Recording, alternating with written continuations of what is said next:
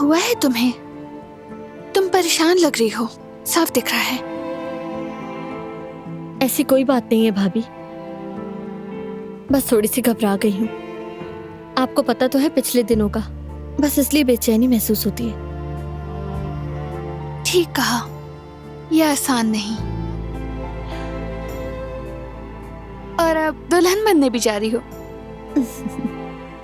और वो भी कारब खानदान की दुल्हन। मुझे नहीं मालूम, अभी तक यकीन नहीं आ रहा।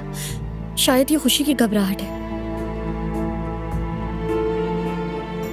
घबराओ मत।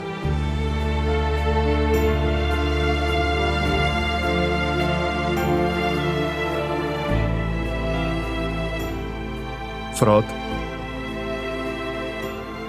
सब कुछ ठीक है ना? हाँ बरहान, सब ठीक है, कोई मसला नहीं। देखो, चचा और दादी जान को लेकर कोई भी मसला हो तो बताओ, अगर मुश्किल है तो देख लेंगे। बहुत शुक्रिया बरहान।